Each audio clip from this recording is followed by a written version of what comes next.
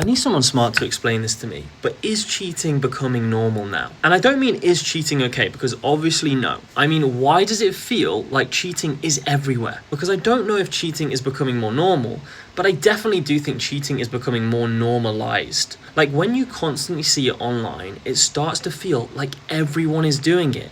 Every reality TV relationship has some form of betrayal storyline. Every celebrity couple seems to have some scandal. Every other podcast clip is telling some story about cheating. And after a while, it starts to mess with people's expectations. Because people start thinking, is this just what relationships are now? Is loyalty unrealistic? Am I being naive for expecting honesty? I think that's like genuinely quite sad, because through therapy and through conversations about relationships more generally, it is quite shocking how often cheating is coming up. And not always in the obvious ways. Not always I slept with someone else. Sometimes it's emotional cheating. Sometimes it's secret messaging. Sometimes it's deleting conversations. Sometimes it's flirting with someone in a way you would absolutely not do if your partner was stood next to you. And I think this is where people get very creative, because a lot of people, they don't ask themselves, was this respectful to my relationship? They ask themselves, can I technically get away with saying this wasn't actually cheating? And those two things, very, very different. Because if we're doing this technicality dance, dating, relationships and love, it starts to make you feel like you need to lose hope.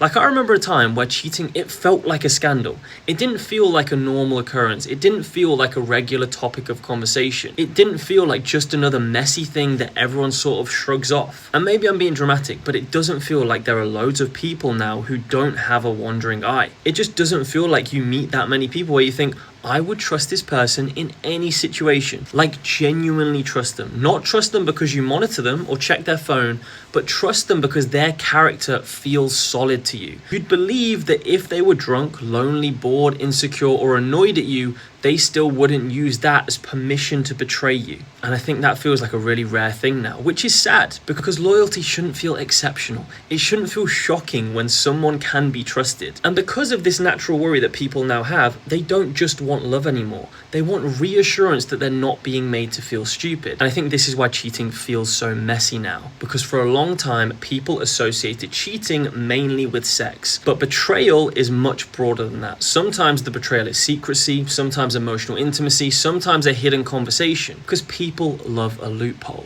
They love saying, well, I didn't technically cheat.